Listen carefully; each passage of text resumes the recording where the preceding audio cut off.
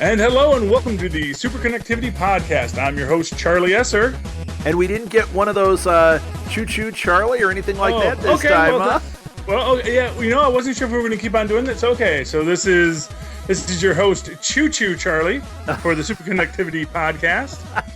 and I failed because I just busted you and I don't have one. I am rectangular. Have I used rectangular before? You listen enough, said. I don't think you've ever used rectangular. All right, I'm rectangular, Rob Southgate. Take that. And if I've used it before, that is great. If I've used it before, you know what? Here's a suggestion. Go back through all the Nuff Saids, listen to every single minute of them, and see if I've ever used it again. If I have, alert me and give us a 5-star rating. There you go.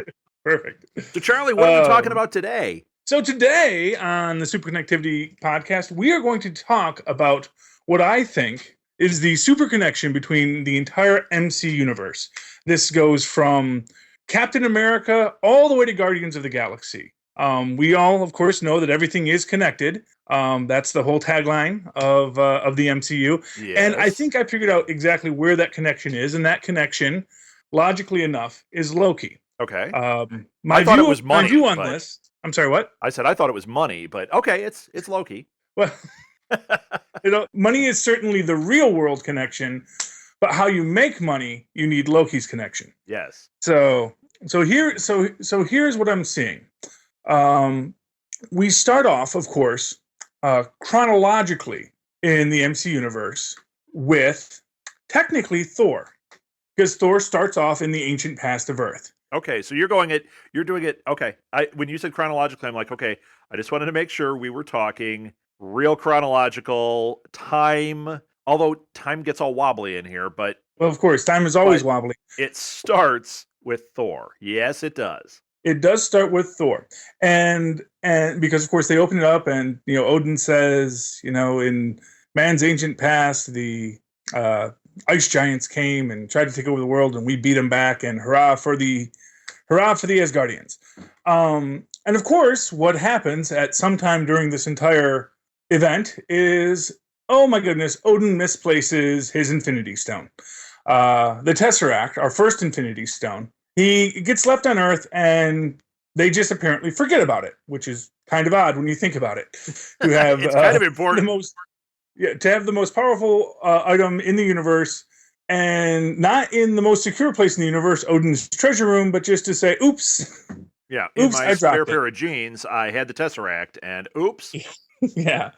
Now it's safe, of course. It's in a little monastery in, where was that, Norway and or Sweden? I have to watch Captain America again, and that's where we next come into chronologically the MC universe, is Captain America with Red Skull going in there, finding the Tesseract, and handing it off to Zola to awaken the spirits of the universe, as it were. Right. And that, of course, gives us the whole of Captain America, the birth of Hydra, and leads us right into the Avengers, where our good friend Loki once again returns with an item that may or may not be an Infinity Stone, working for Thanos to give him a Tesseract, to give him the Tesseract. Now, what is interesting to me about this entire scenario is that the Tesseract was lost to the Asgardians. Okay. And they have an Asgardian whose entire job, Heimdall, to see all the goings on Earth. And at no point does he look for the Tesseract. At no point does he go out and say, maybe we shouldn't let the humans hold on to this. Now, I was assuming that it was hidden from him. Even though he can see all, I was under the assumption that somehow it was blocked and it was hidden from him. And I was thinking it was kind of like when they did the dimensional shift with the what was it, the red stuff in Thor 2. I was assuming that something like that was happening around the Tesseract, which is why he couldn't see it. Or maybe he felt that at the bottom of the ocean, it was a safe place to leave it for right now. Well, except it doesn't stay on the bottom of the ocean very long. We see at the end of Cap that there's Howard Stark pulling it out. And this is and I do think it's hidden. And I think that's kind of the point of it. Because again, of course, here we have all of the we have Thor looking for the Tesseract to get him and Loki back to Asgard. And again, he can't see it. So I wonder if the Infinity Gems are hidden. All of them are hidden in this way. So, like, what I mean by this is because of the nature of the item, Mhm. and they're enchanted or whatever in some way that they are hidden, which is why they find them, as opposed to like, we know this one is over here, we're going to get it. It seems more like when they find one, it's this super precious, like, oh my gosh, we didn't know this was here. That's theoretically a case, except that we also seem to find them sort of laying around. Okay. For example, in Guardians of the Galaxy, the what I think is the Soul Gem, Yeah, and I it have was my there. reasons for thinking it's the Soul Gem. The item is left. It was in a place of great honor, but on a world that apparently disappeared. So it's an ancient world that had this item of great power in a place of great security and safety, and then it disappears. The society, Right.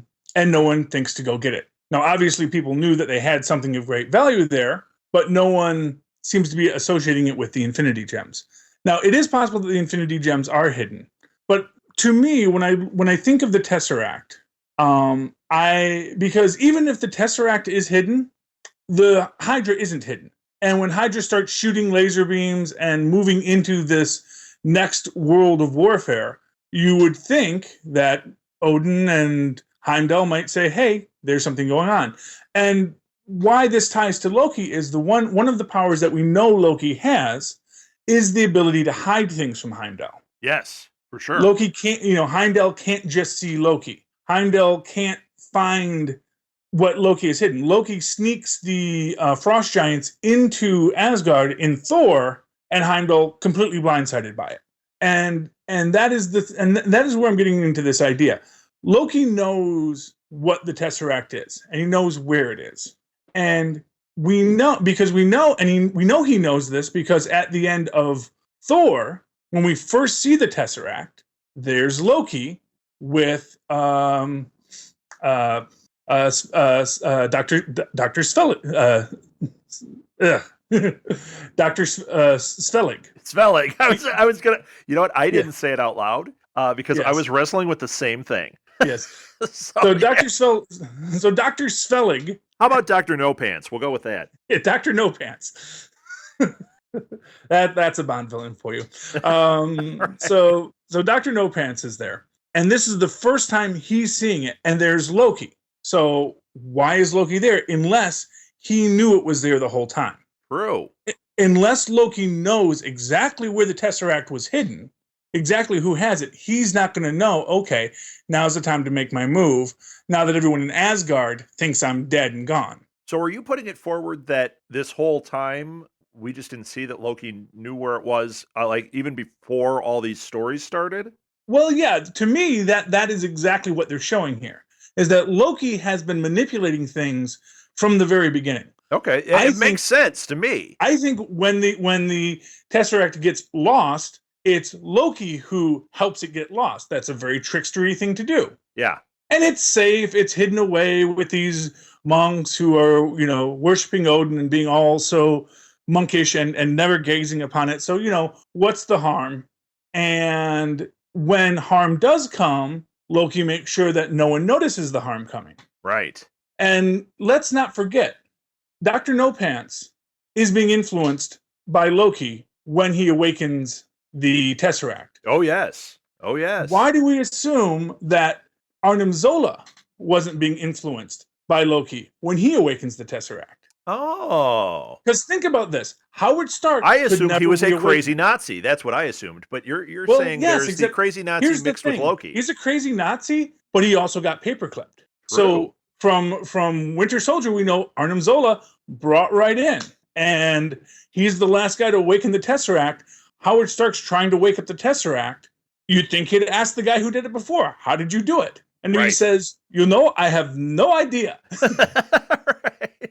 Good impression, Charlie. Are you going to be rolling out Are you going to be rolling out impressions on here now?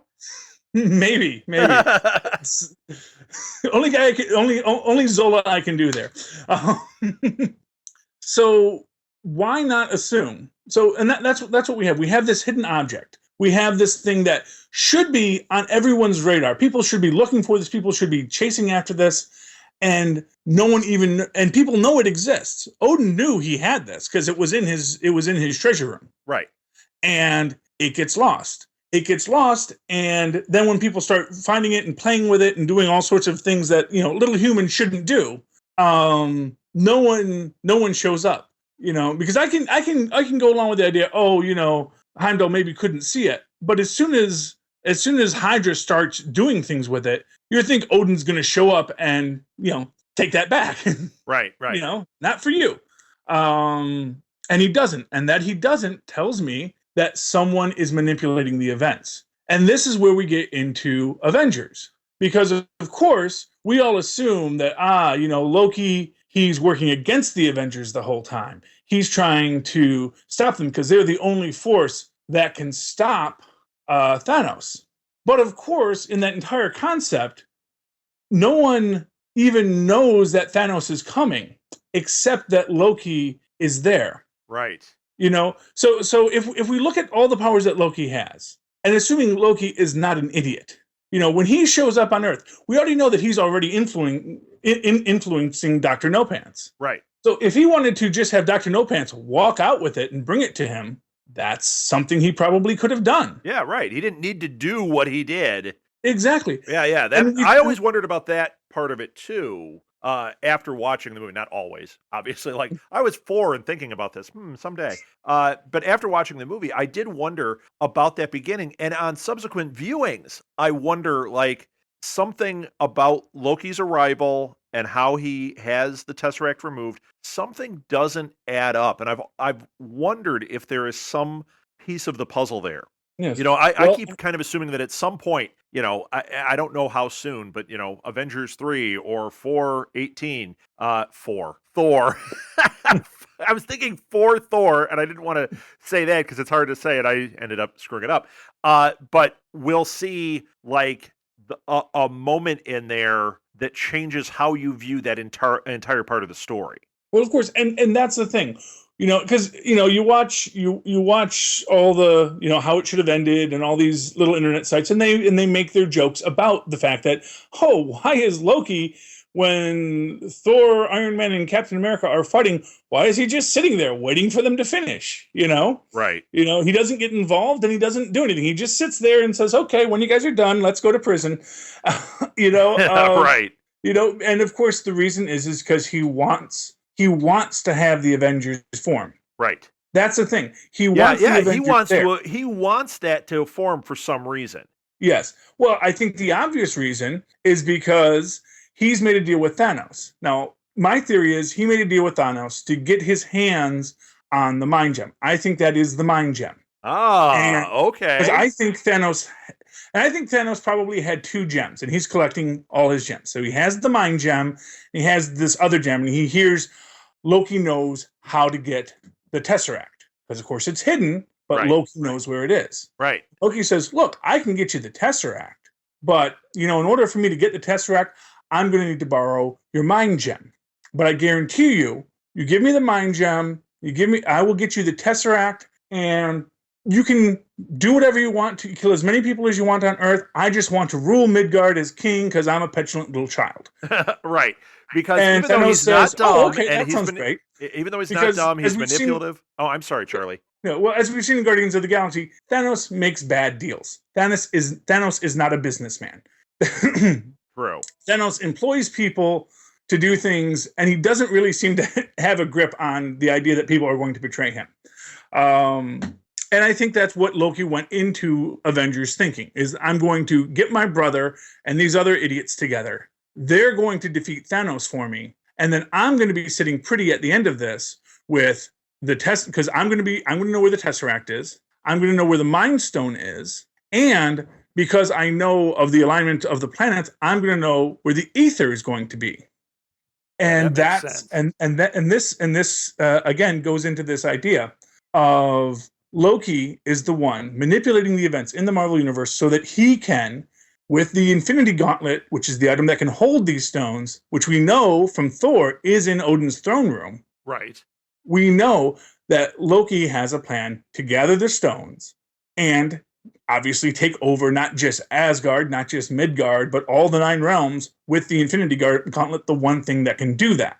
The one thing that is so powerful. Do you think that what we're actually leading to, because everyone assumes that what we're leading towards is the Infinity Gauntlet story, and it's going to be Thanos versus the Avengers? Boom.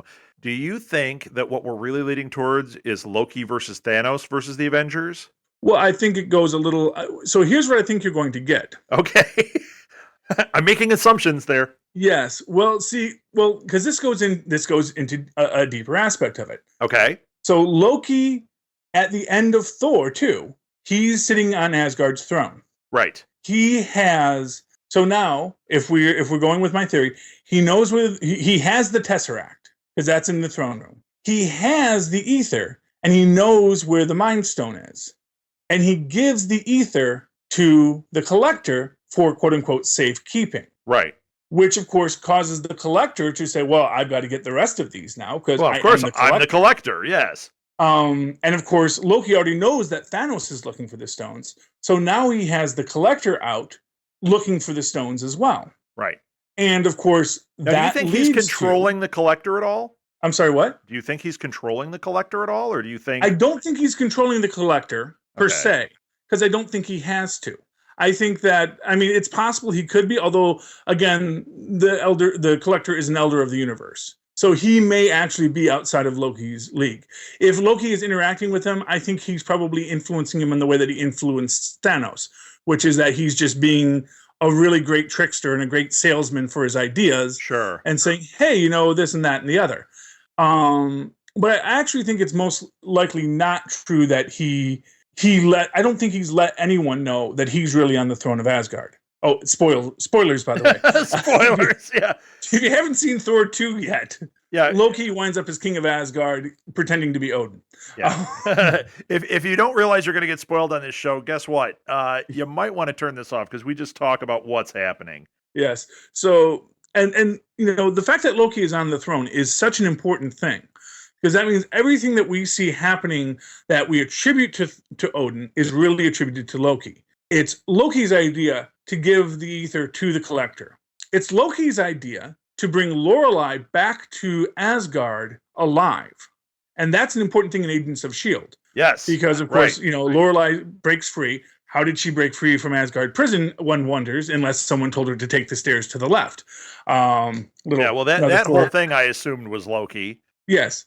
So she escapes and then gets brought back alive, either because he's hoping that she'll kill Sif, or that he'll have some kind of power over Lorelei if she does come back, or maybe he was breaking her out to use her, and then she just said, to heck with you, Loki, I'm off on my own business now. Either way, Loki's got her back, and Loki wants her for a purpose.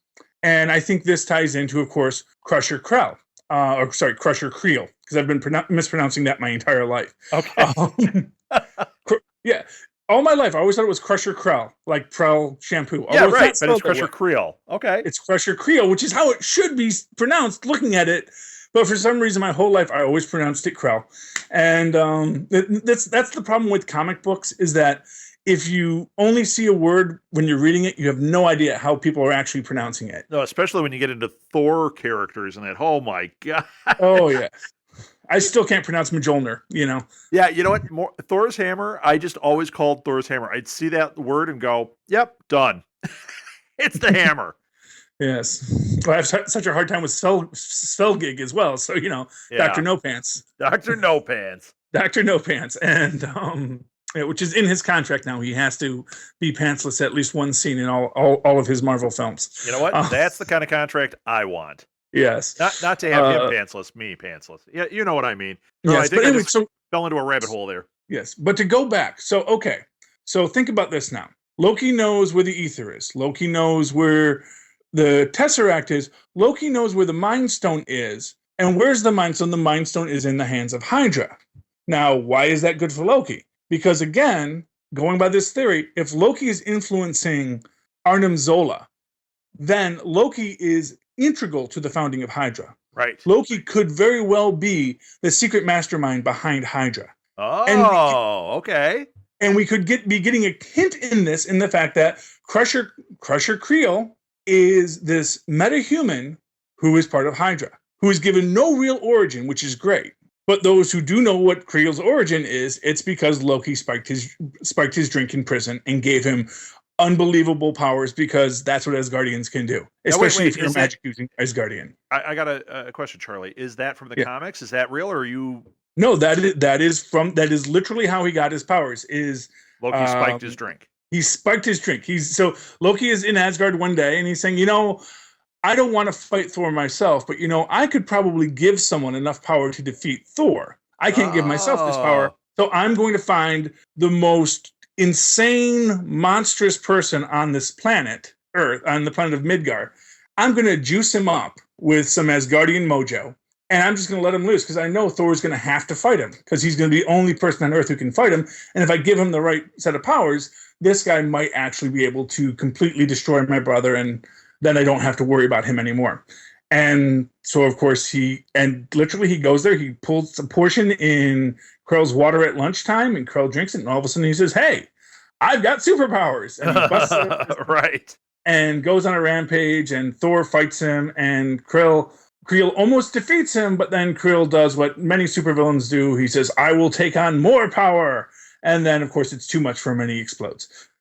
It happens. It happens, right? It happens. That is so often how you defeat a supervillain. Just say, "Well, take more power." Right. And it's like, yes. Well, no, it's too much. Beating that part of them, right?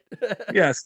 Well, it works. It works in the story, And so here you have this. So if we're assuming that Loki is manipulating Hydra, which you can say, well, that's a stretch. We've seen nothing to do that, except for the fact that we can infer that Loki does like to influence mad scientists. Yes. Hydra is made up of mad scientists, and Hydra's first inception is using this Asgardian icon that, as far as we know, Loki is the only one that seems to be able to find whenever he wants. Yeah.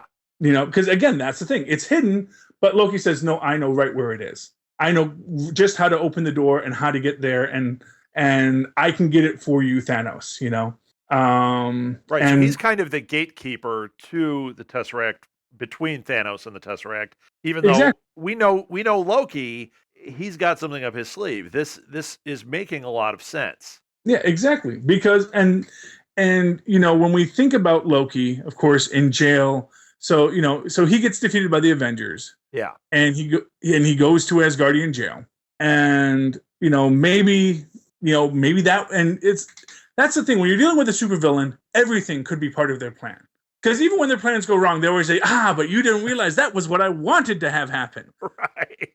And maybe that really was what Loki was planning, or maybe things did go a little pear-shaped at the end. But you can't deny that he wound up exactly where he wanted to be. Right.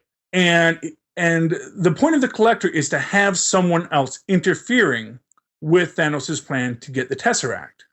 And that is exactly what happens. The Collector starts laying down some green, or whatever color, whatever money it is. I think he trades in ducks. Yeah.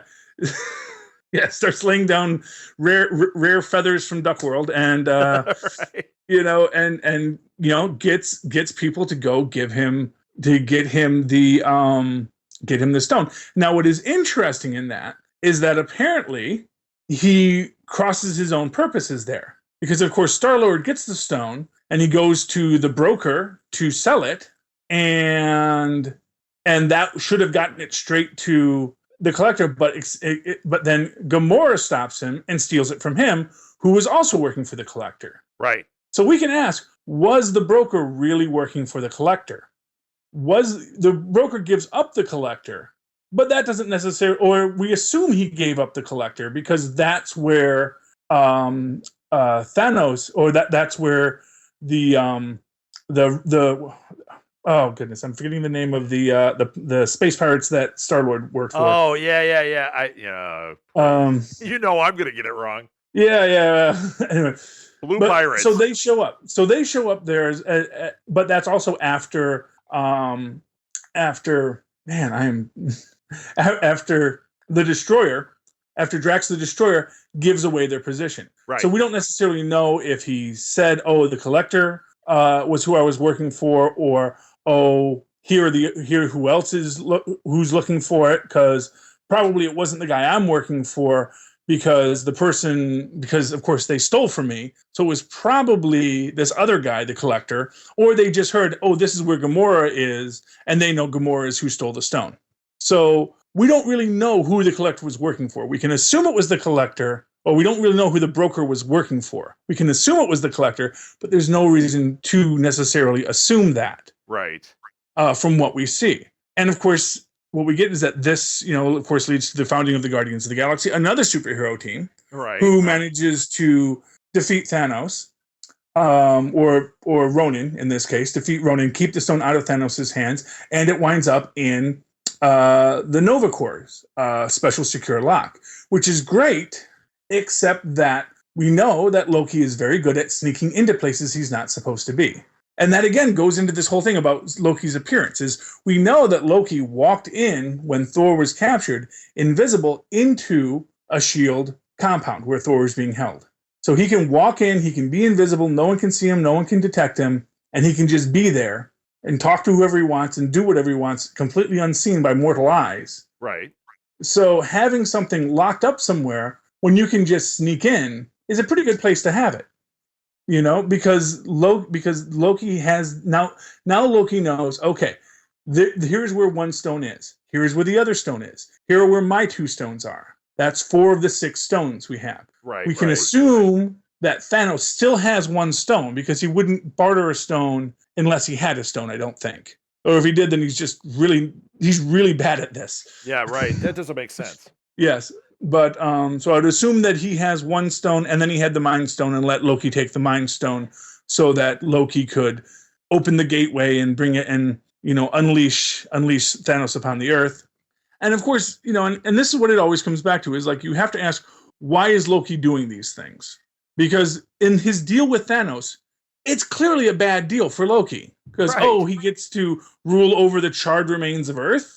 Whatever few humans survive. And then he's still only a vassal of Thanos. Even if he winds up as king of Midgard, he's only a vassal of Thanos, so he's not really even king of Midgard. He's just the local governor of Midgard. And, I don't think Loki wants to be the governor of Midgard. He wants to be king. Right, he wants of course. That's what he wants.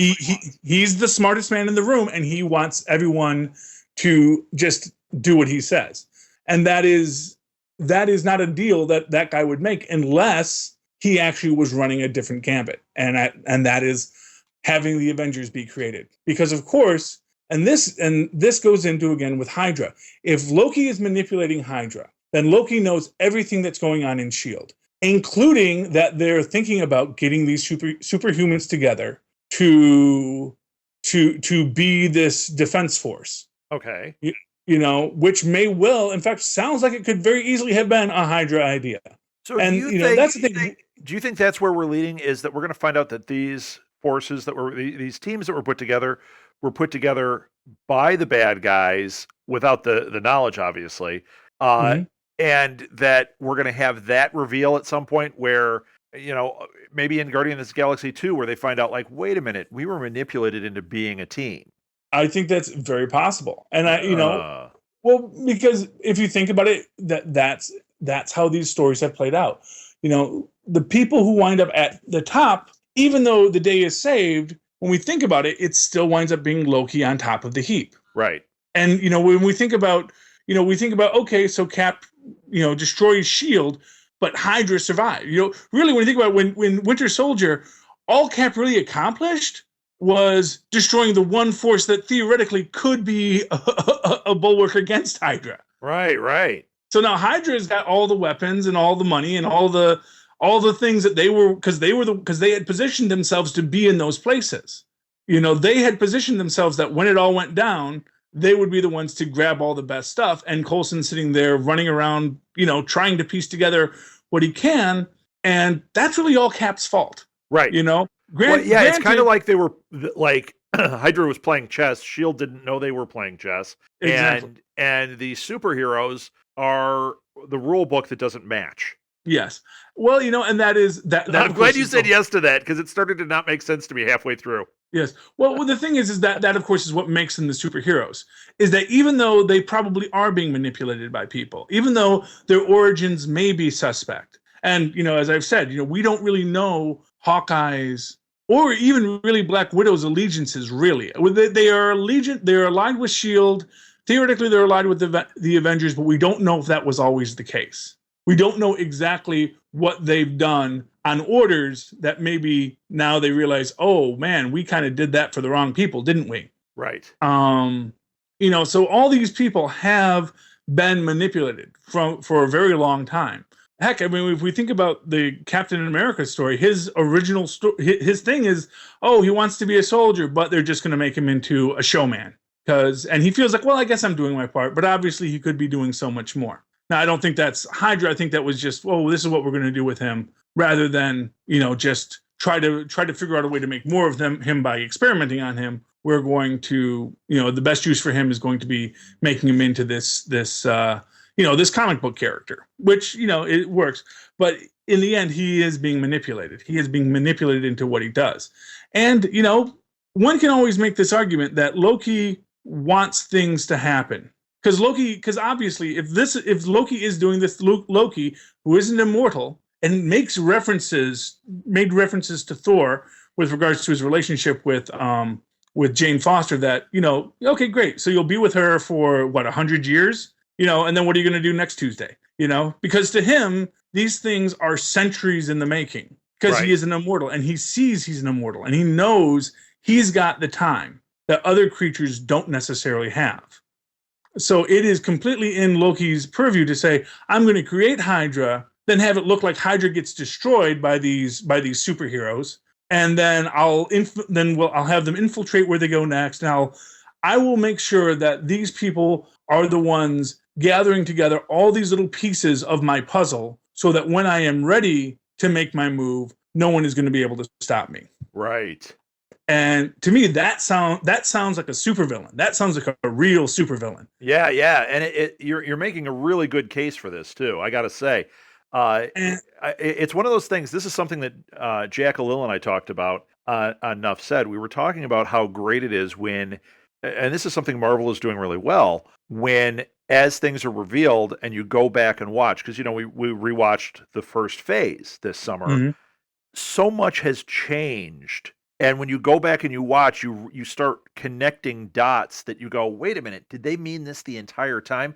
I still say there was stuff that I was seeing where I think I know they knew what was going to happen with the Hydra flip. I think that they had laid a little clues all the way back to Iron Man. Just have this character give a sideways glance, or have this happen here. What Alil and Jack were saying is they believed, it might have been Jonathan also, they believed that that maybe when they were making the newer films, they were going back and looking at the things and saying, hey, look, this guy gave a sideways glance, let's make him Hydra. I think it was planned. And what you're saying is we're due for another major reveal that leads us to real supervillain territory. And I say when that happens, if that is where we're going, that we can go back all the way, maybe not Iron Man 1, but in phase 1, mm-hmm. We'll see the groundwork being laid for this stuff already. Because let's face it, if they've got stuff planned out until the end of 2020s, what is it, 2024 or something they've already got planned 2028, out? I believe. Yeah. If they've got it planned out that far, they'll add characters and they'll make adjustments. They'll do things just like you do on a TV show where you say, okay, we've got a 5-year plan and there's going to be some audibles called. The bottom line is the big overarching things are there. I don't know if you ever watched the show Babylon 5. Did you ever watch that? No, I was a DS9 man. Okay. So. If it ever hits, it's not on Netflix or anything, but if it ever hits one of those, I highly recommend going back and watching the first 4 seasons. The 5th season, they thought they were canceled. So it's like, oh my gosh, they flipped all the cards at the end of the 4th season because they thought it was over. And you found out the story. And then the 5th season is just like, well, we got another season. Let's play out the story, but we know how it ends. So like everything was over. And the first season's not great, but it's worth watching to get into the story. But the reason I bring this show up, it did a beautiful job of doing exactly that. If you watch those last couple episodes and all the cards are getting flipped over and you're like, holy cow, this guy was a secret agent and this guy was doing this and this meant this. And then you go back and you watch the first season, even in the first episode, there's little things like, a guy picks a thing off of a table and then, 48 episodes later, that thing he picked off the table has significance. Mm-hmm. And I think that's what we're seeing here. If what you're saying is right, I'm really excited by the prospect of what is right in front of our faces with Loki and with this story, and we're not seeing it yet. Well, yeah. Well, I mean, that to me, that is what makes these stories great. Yeah, me is too. that there is this thing that's going on that even if you don't realize it, it's there if you want to look for it. It's there, the connections are there if you want to find them. Right. And some of these might not come to fruition, or they might come to fruition in a way that you didn't foresee. But one of the biggest complaints that Marvel gets is they say, well, they only have one good villain. They only have Loki. Loki is their great villain, and all the other villains just seem kind of soft or kind of almost errand boys. And my perspective is maybe that's intentional. Yeah, that Loki really is that supervillain. Loki is that supervillain. Loki is the guy who's manipulating everybody from Obadiah Stane all the way on up to probably General Ross and Glenn Talbot and Arnim Zola and everybody.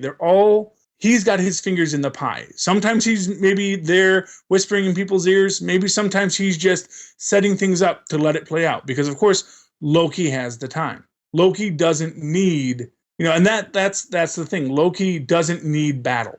Loki is a trickster. He doesn't need to prove himself on the battlefield, although he'll do that when he has to.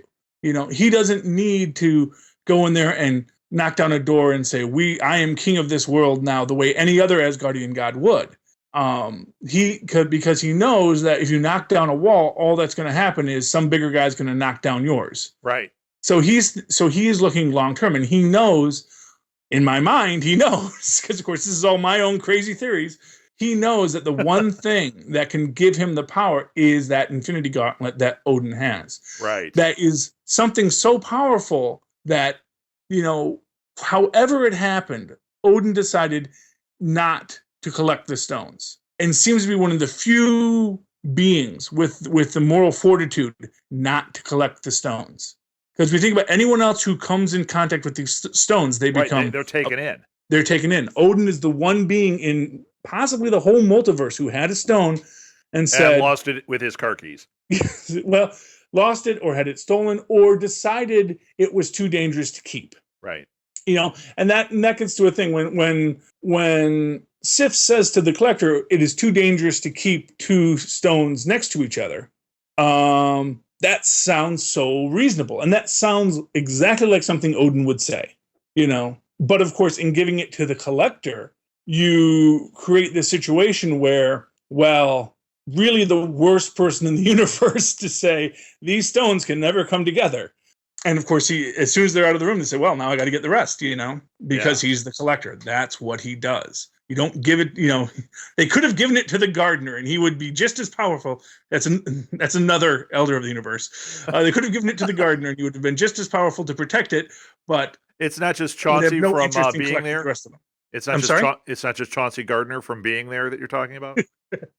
No. There's a reference most people are not going to get. That's an old. No, I get it, but yes, Chauncey Gardner. Yes, he likes television. Oh, God. You know what? I actually read that book this summer. I had seen the movie obviously years ago when I was a kid, although not necessarily a good kids movie. I saw it when I was a kid, and then it's got the guy from the Pink Panther in it. It's exactly hilarious. That's why I saw it, and then I saw it again when Martha, my wife, and I were first married. We rented it back when you could rent videotapes, and it was VHS, not beta. We're not that old, and really loved it. And then last summer I found the paperback. And I read the paperback, and I gotta say, it's very much like the film. It came before the film. It wasn't it was a book. Yeah. And really enjoyed this book. So I guess I'm doing a little aside here. It's definitely worth seeking out some of these books. What a dumb aside this is. I fell into a rabbit hole again, Charlie. Well, but here's a good book. And I'm going to tie it all back for you. do Okay. it. Thank you. I need more coffee today, I think. What being there tells you is that there are a lot of very powerful beings who are really easy to manipulate if someone seems powerless to them. Okay. If they feel like they are holding all the cards. So if you're Way to Thanos, tie it you feel together. like, I am the great and powerful Thanos the Titan. No one can ever fool me. Right. Loki can come along and say, "Oh, great and powerful Thanos, I beseech you, let me rule this one world and let me tell you the deal I'm going to make for you." And although Chauncey Gardner isn't actively manipulating people, you see how easily everyone is manipulated around him. Yes, absolutely. Oh, you made me look so brilliant there, Charlie. Exactly. Well, that's what I'm here for. Did you follow me around? If a connection can be made, I will make it. Anyway, so and just to give another little tidbit here. Speaking of Thanos, the Titan, which is always interesting that they refer to him as Thanos the Titan. Yes. He is called Thanos the Titan because he is from Titan, the moon of Saturn or Jupiter. Saturn or Jupiter? Yeah, it doesn't mean that his race is Titan. It is he is from Titan. He is from Titan. His race is from. You know where his race is from? I have no idea. His race is from the planet Earth. What? Yes, the Eternals. He is an Eternal. Thanos. They are from Earth. They are the beings that the Celestials sort of. When the Celestials came to Earth, they said, "Okay, let's take one group of humans. Well, we're going to take 3 groups of humans. One, we're going to just supercharge up to be the ultimate superhumans. One group we're just going to let be the control group. That's you and me.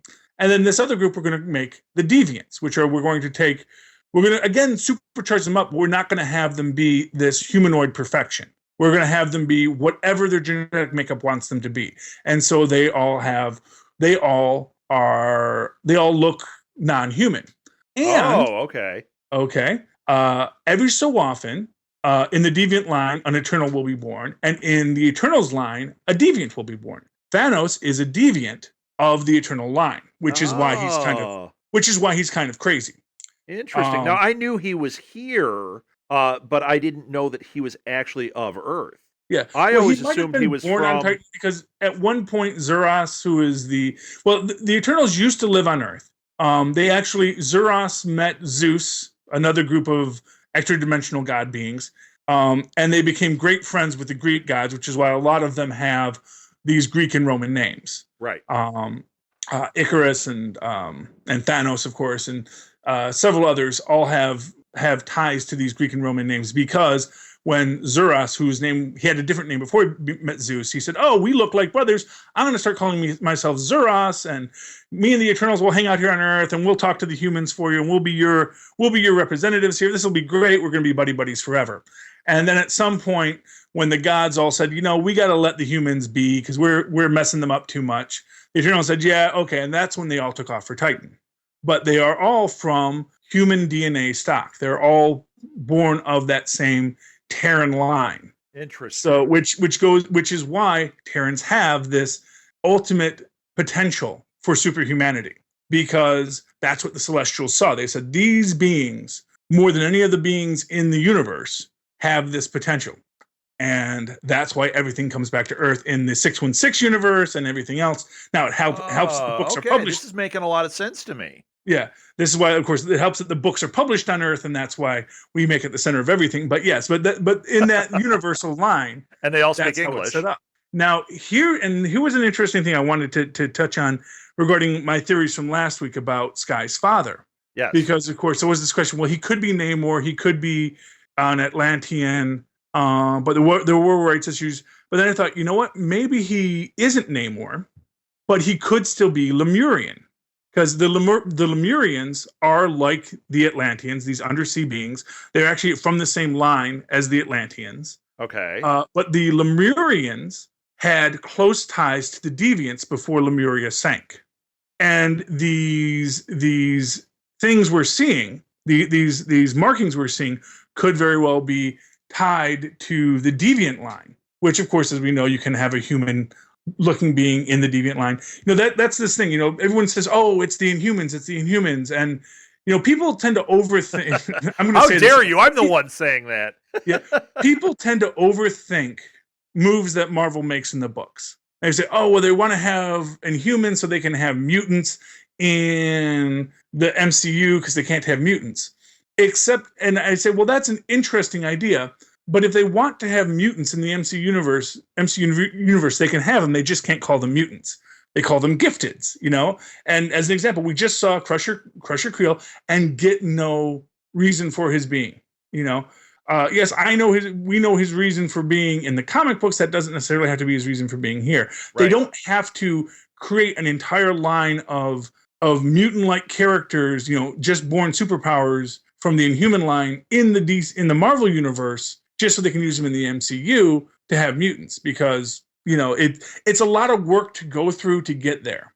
I actually said back last season that at the end of Captain America 2, what's his name? The Nazi with the eye patch, Strucker called them miracles. And yes. I thought that's how they're doing it. They are going to call these, instead of mutants, they're going to refer to them as miracles, which still makes sense if you have miracles and Inhumans as two separate things, just as you have mutants and Inhumans as two separate things. But you can use that word miracle and people will understand that it is mutants. It's just not Wolverine. Yes. Well, I bought the domain Marvel Miracles, so I'm hoping that is the case. You have that domain? That's a good domain to have. Yeah. Why? You want to fill it up with some stuff? It's all yours, Charlie. Fill it up. I'm going to think about that. I bet you I might be able to think of something cool to put there. We also own Jump the program, so you'll have to do it all for me. We also own Jump the Sharktopus. Yes. If you got something good for Jump the Sharktopus, listeners, send it in. Oh man, we got a lot of good domains. We do. Oh, good. Well, we got to use these. Company man. We have here. But anyway, so to get back on point, let's try and do that. From what we see them being awakened by this stone, which is a cosmic artifact. Which means, again, like the Eternals, rather than having something that was in them brought out, what I'm thinking is it helps them experience their full potential. Sure. And this goes into the as I say, the psychosomatic causes of superhumanity, and how when you gain superpowers, it is, at least in the Marvel universe, it tends to be a reflection of something within you, because it's how your mind is processing this power that's been awakened. Right. So as a result, people can have the exact same experience, but their power sets can be widely different. This actually, you can even tie into mutants if you want to get like pseudoscientific on it, because of course all mutants share the same genetic trait, this X gene as they call it. But of course, very rarely do two mutants show the same superpower expression. Right. Although it goes into an interesting question, not zoologically, as far whether or not it's appropriate to call the child of mutants a mutant. Okay. Because if two mutants have a child and they pass on, would that be a mutation? It's no longer a mutation. Exactly. Now it's just a passed on trait. Now it's a Marvel Miracle. Yeah, that's a Marvel Miracle. That's what's interesting about the Howlett line, because of course the Howlett line, unlike other mutations, passes down true. That Howlett is Wolverine. This is just to get on a complete other tangent here. The Howlett line, all of the Howletts have the same powers. They have heightened senses, and healing factors, and I guess possibly claws, because of course Sabretooth has claws as well. Right. And that is unusual that it would always express itself in that way. And that, theoretically, if you really want to dig into it, Wolverine was not actually originally supposed to be a mutant. Okay. And he was supposed to be a hyper-evolved Wolverine created by the High Evolutionary as one of his animal men. What? Really? That was his original origin. And then like 2 books in, they said, that's not something we can use. That's not working for us. Wow. And now, see, I did not know that. It's probably something I read back then, but I didn't recall that at all. Well, it was never said in the books, but that was the official origin that Marvel had written out for him before they decided, no, we'll just make him a mutant. Although at several points in his early career, it is said he's not really a mutant. He's not really like Yeah, the I other. do recall them saying that. I do recall that being a Yes, thing. I and always assumed it was because his skeletal structure was altered, and then I thought they retconned it by having like the bone claws. yes, yeah. I tell you what, there's a great feature on comicbookresources.com, which is just one of my favorite websites, especially if you're into connections, and you don't want to just get them from me. They have they have a series there called Abandoned and Forsaked, which is about how many things get retconned and changed over the years in Marvel, and I think they do it in DC as well. And they just did a whole thing about how Wolverine's claws have evolved over the decades. Because of course, if you actually go into if you get the Marvel the handbook to the Marvel universe with Wolverine, you actually see that there's like robotic features to it in the 1980s, which they then got rid of completely. Huh. Okay. Yes, because originally they were kind of bionic claws that were added. Oh, really? Yeah. I'm gonna have to read this. I don't remember any of that. Oh yeah, yeah, yeah. Well, because I studied the handbook to the Marvel universe. I loved that Of course you did. because I was a nerd, and I Wait, still wait, remember wait. like You can't use the word was, Charlie. yes, okay. I am a nerd, and I am very proud of that. And yes, but it this is where my love of these connections come from, because you would read that book and they would give you these explanations that were like these incredibly detailed. Here's how an Iron Man armor is built, and they'd have like schematics. Now they were completely made up schematics, but they'd say this. So this is where the back before there were arc reactors, there was a power amplifier. That was how Iron Man's armor worked. He had a power amplifier, and Okay. they'd show you where the power amplifier was, and that's what would increase the power from the atomic batteries or whatever. Right, right. And that's how he could do all the things. And then, of course, they just decided that was silly when they got to the Iron Man movie, and they made it into an arc reactor, and that's where we have the arc reactor. That actually solved some problems. So Yes, well, of course, because if you have a power amplifier, it completely violates the conservation of mass and energy. But of course, if you just say, no, we're just more efficiently making energy with this material. And of course, now we have a super heavy element, Starkium, Starkium. I love that. Yes. Yeah, we're still completely violating the conservation of mass and energy, but it makes sense if you don't think about it. Just don't think. I often use that line from Austin Powers when they're about to time travel, and he says, "And you, as the audience, I wouldn't think about it too much. Just sit back and enjoy." Yes, well, and that's what you have to do sometimes. You have to sit back and enjoy, and that is the thing with like I say, everything I say about Loki here, it could just be me going off on a tangent. It doesn't have to be, and the stories Right.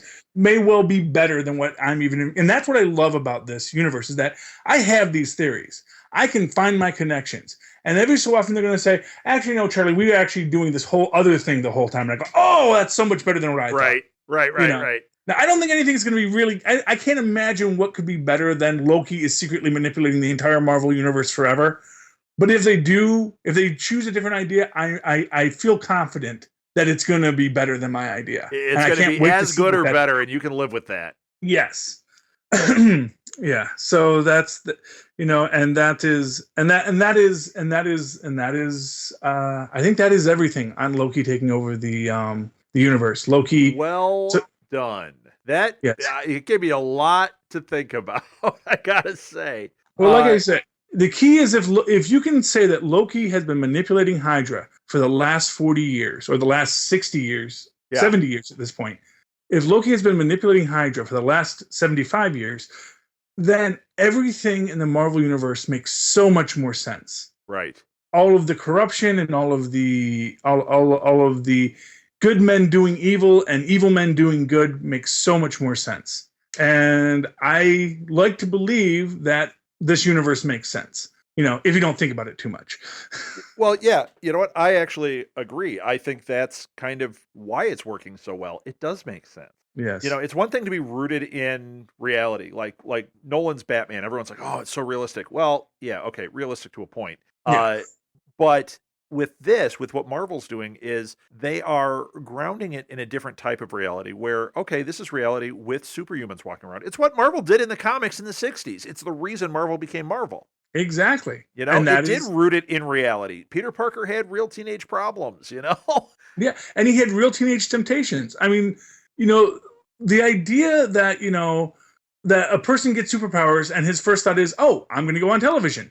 Right. That makes so much sense. It sure does. It sure does. You know, I mean, you know, if Superman, you know, you can build a story for why Superman doesn't just say, hey, I'm the amazing Superman, look at me fly. And, you know, cashing his check and, you know, doing charity work too. Because, you know, why not? Why not? Why not? You know, it makes so much more sense. You know, they, I was always a big fan of the Amalgam comics because they took the best of Marvel and put it in the DC universe. And one of the things that I always wish they had done more with was Bruce Wayne, Agent of S.H.I.E.L.D. Because in that universe, what Bruce Wayne does is when his parents are killed by Hydra, he creates S.H.I.E.L.D. So rather than just running around all by himself. Right. Well, it's kind of what they ended up doing with, if you read the Batman books, when they did Batman Incorporated. Exactly. Well, it makes so much more sense. You have these billions of dollars.